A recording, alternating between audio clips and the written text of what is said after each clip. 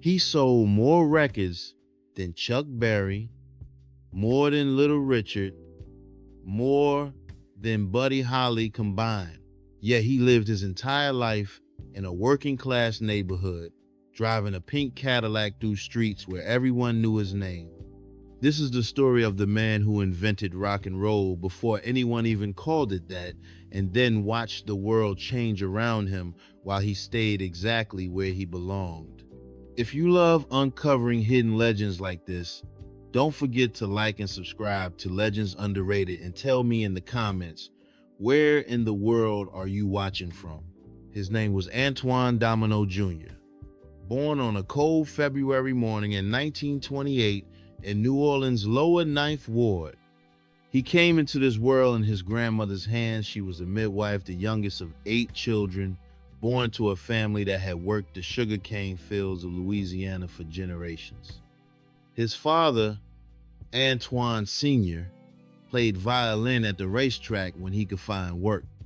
His mother, Marie Donatille, carried the pride of French Creole heritage in every word she spoke. And that's exactly what little Antoine heard first. Louisiana Creole, not English.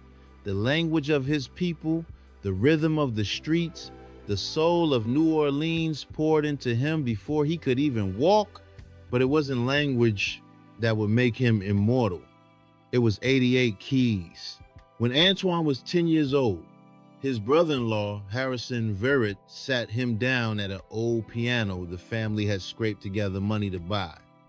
Verrett was a jazz guitarist who knew the New Orleans scene inside and out, and he saw something in the boy's fingers, something special. He taught him the basics, the chords, the progressions, the blues that ran through the city like the Mississippi River itself. And Antoine, this shy Creole kid who barely spoke English, found his voice in the keys. He didn't just play the piano, he attacked it. He made it thunder, he made it sing. By 14, Antoine Domino knew 2 things for certain. School wasn't for him, and music was everything. So he dropped out and went to work. Mattress factory during the day, ice delivery when they needed him, anything to help his family survive. But at night, he became someone else. He played the dive bars, the juke joints, the places where people drank cheap whiskey and danced until dawn. He earned nickels and dimes, sometimes $1 if he was lucky, but he was learning, he was watching, he was becoming Fats Domino. The name came in 1946 and it stuck like glue. Billy Diamond, a well-known band leader in New Orleans, got invited to a backyard barbecue where this thick-set young pianist was playing. Diamond stood there, beer in hand, watching this kid who couldn't have been more than 18 absolutely demolish the keys, the power, the rhythm, the way he made that piano groove. It was undeniable. Diamond walked over after the last song and made him an offer. Join his band, the Solid Cinders, at the Hideaway Club. $3 a week. Antoine said yes without hesitation. You remind me of Fats Waller and Fats Pashon, Diamond told him, grinning. You just got married and put on some weight. From now on, you're Fats. And just like that, Antoine Domino became Fats. The name fit. He was a big man with an even bigger sound. And at the Hideaway Club on Desire Street in the Ninth Ward, he started building a reputation. Word spread. This kid Fats, they said he's got something different. He's got that New Orleans soul mixed with something new, something dangerous, something that makes you want to move. But what came next would change everything. One Friday night in 1949, a well-dressed white man walked into the Hideaway Club. His name was Dave Bartholomew, trumpeter, band leader, arranger, and the man who would become the architect of the New Orleans sound. Bartholomew was scouting talent for Imperial Records, a Los Angeles label owned by a shrewd businessman named Lou Chud. Bartholomew had told Chud about this joint in the Ninth Ward where a young pianist was tearing the place apart every night. Chud wanted to see for himself. They sat at a back table. Fats didn't know they were there. He was just doing what he always did, sweating through his shirt, pounding the keys, singing in that smooth, warm baritone that made the room feel like home. He played a version of Junkers Blues by champion Jack Dupree, a song about drug addicts and hard living.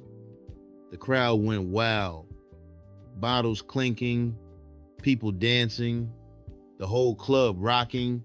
Lou Chud leaned over to Bartholomew and said 5 words, "I've gotta have this guy."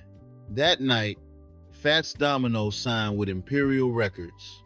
No lawyers, no contracts written in blood, just a handshake and a promise. You make the music, we'll pay you based on what it sells. Fats agreed. He was 21 years old and had no idea he was about to change the world. On December 10th, 1949, Fats walked into Cosimo Matassa's J&M recording studio on Rampart Street. It was a tiny place, cramped and hot, with barely enough room for the band. Dave Bartholomew was producing, Earl Palmer on drums, Frank Fields on bass, Herbert Hardesty on sax, and Fats at the piano, nervous but ready. They had cleaned up Junkers Blues, rewritten the lyrics to make them radio friendly, and renamed it The Fat Man. They called me the Fat Man. Fats sang, "'Cause I weigh 200 pounds. All the girls, they love me 'cause I know my way around."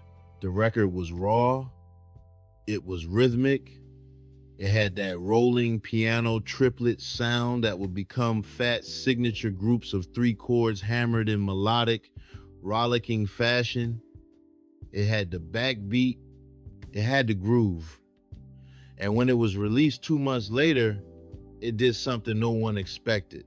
It sold 1 million copies, not just in New Orleans, not just in the South, everywhere. The Fat Man reached number 2 on the R&B charts and became what many music historians now call the first true rock and roll record to achieve that level of sales. Fats Domino and Dave Bartholomew had just invented a sound that would echo for generations, but they were only getting started. Between 1950 and 1955, Fats and Bartholomew churned out hit after hit on Imperial Records. Going Home, Going to the River, Please Don't Leave Me. All of them sold hundreds of thousands of copies. All of them climbed the R&B charts. But there was a ceiling. Fats couldn't break through the white pop charts. Rock and roll was exploding, but America was still segregated. Black music stayed on black radio. White music stayed on white radio. And the two didn't mix until 1955. That summer, Fats and Bartholomew released a song called Ain't That a Shame. It was simple, almost painfully honest. A song about heartbreak, about loss, about the unfairness of life. Fats sang it with that warm baritone, his piano rolling underneath like a freight train, and something shifted. The song didn't just climb the R&B charts, it crossed over. It hit number 10 on the Billboard pop charts, the first time Fats had ever reached white audiences on that scale. But here's the twist. A clean-cut white singer named Pat Boone heard the song and recorded his own version. He changed the title to Ain't That a Shame, sanitized the sound, made it safe for white suburban families, and his version went to number 1. Fats didn't complain. He smiled that wide, boyish smile and said, "Pat Boone bought me this ring," showing off a big gold band on his finger. Because here's the thing, Fats and Bartholomew had written the song. They owned the publishing rights. Every time Boone's version sold, they got paid, and Boone's version sold millions. Stories like these are why I built Legends Underrated. If you're enjoying this story, don't forget to like the video and subscribe for more untold legends. But 1956 was the year everything exploded. Fats had 5 songs hit the top 40 that year. I'm in Love Again, My Blue Heaven, When My Dream Boat Comes Home. But none of them prepared the world for what happened in June. Dave Bartholomew didn't like Blueberry Hill. Fats did, but it was a nightmare to record. The song had been around since 1940. Glenn Miller had a hit with it. Louis Armstrong recorded it. It was an old standard, a relic. And when Fats decided he wanted to try it, Bartholomew thought it was a mistake. There was no sheet music. Fats couldn't remember the words. They spent the better part of a day recording take after take, splicing them together, trying to make something usable. Bartholomew was furious. He told Lou Chud not to release it. He said the song was no good. Chud released it anyway. He didn't have anything else from Fats ready to go. 2 weeks later, Chud called Bartholomew with news that made both of them rich. Blueberry Hill entered the Billboard pop charts on September 30th, 1956. It climbed and climbed and climbed. It reached number 2 on the pop charts and stayed there for 3 weeks. But on the R&B charts, it went to number 1 and held that spot for 11 weeks straight. The song sold 5 million copies worldwide.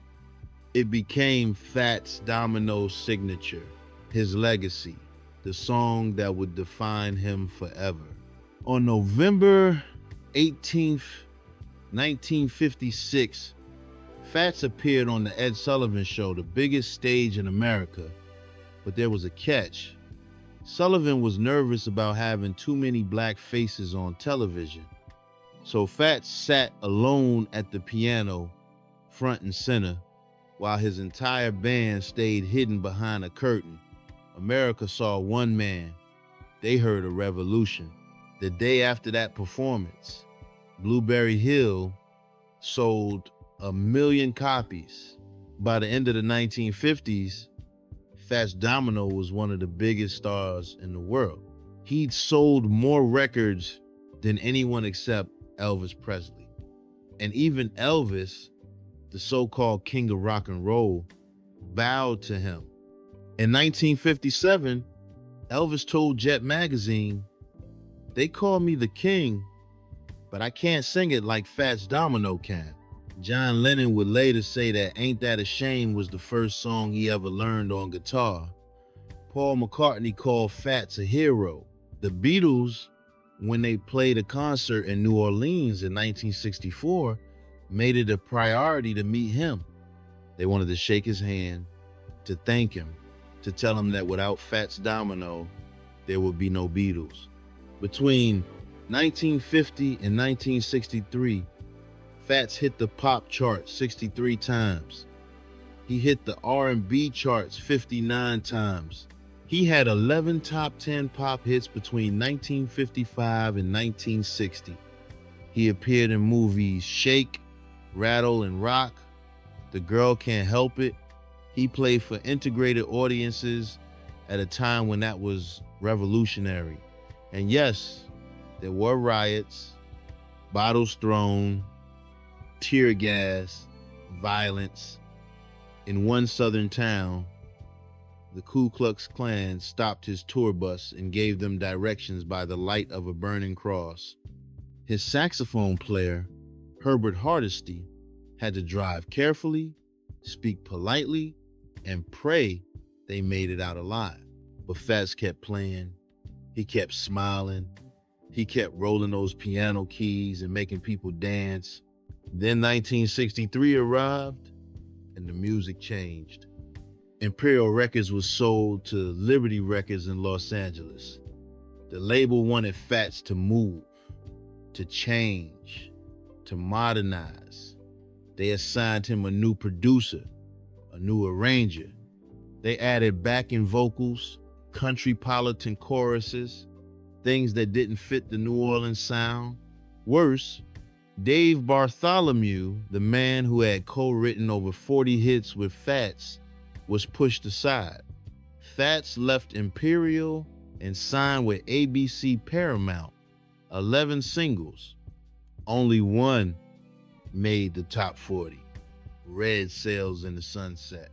And then in 1964, the British invasion hit. The Beatles, the Rolling Stones, the Animals, all the bands Fats had inspired came roaring across the Atlantic and dominated the charts. American rock and roll stars tumbled down the rankings. Fats Domino's reign at the top was over. But here's what didn't end: his legacy. Fats left ABC Paramount in 1965 and returned to New Orleans. He reunited with Dave Bartholomew. They recorded steadily until 1970, but only one more single charted: Lady Madonna, a cover of the Beatles song that had been inspired by Fats's own style. It was poetic. Full circle. The student honoring the teacher. This twist shocked the world. And if you never want to miss stories like this, make sure you're subscribed to Legends Underrated, and don't forget to like the video if this story moved you. Fats could have moved to Los Angeles, to New York, to anywhere the money and fame lived. But he didn't. He stayed in the lower Ninth Ward. He lived in the same neighborhood where he grew up, in a modest house painted in bright colors, driving his pink Cadillac through streets where everyone waved. He performed at the New Orleans Jazz and Heritage Festival. He played local clubs. He turned down an invitation to perform at the White House. In 1998, President Bill Clinton awarded him the National Medal of Arts, the first purely rock and roll musician to receive it. Fats didn't go to Washington. He cited his age. The medal was mailed to him. He was inducted into the Rock and Roll Hall of Fame in 1986 as part of the inaugural class. He received a Grammy Lifetime Achievement Award in 1987. Rolling Stone ranked him number 25 on their list of the greatest artists of all time. But none of it changed him. He stayed home. He stayed humble. And then, on August 29th, 2005, the water came. Hurricane Katrina hit New Orleans like a freight train. The levees broke. The lower Ninth Ward flooded. Fats Domino, 77 years old, had refused to evacuate. His wife, Rosemary, was in poor health, and he wouldn't leave her. As the water rose 10 feet, then 15 Fats and his family climbed to the third floor of their home. They waited, they prayed, and on September 1st, the world reported that Fats Domino was missing, presumed dead. Someone spray painted a message on his balcony: "Rip Fats, you will be missed." But Fats Domino was not dead.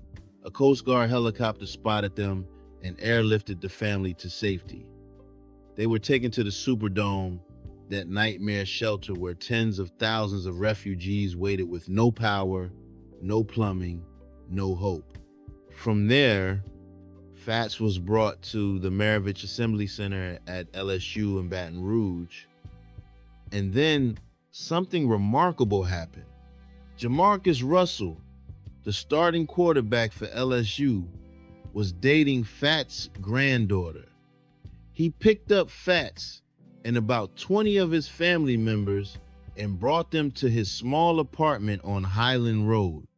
For 2 days, the architect of rock and roll slept on a couch in a college quarterback's living room. "Tell the people of New Orleans that I'm safe," Fats said. I wish I was able to still be there with them. He had lost everything, his white Steinway grand piano destroyed, his gold records washed away, his treasured black and white photo with Elvis Presley gone forever, but he was alive. In 2006, Fats released an album called Alive and Kickin'. Every dollar of the proceeds went to New Orleans musicians who had lost everything in Katrina. The title track said it all. All over the country, people want to know, whatever happened to Fats Domino? I'm alive and kicking, and I'm where I want to be.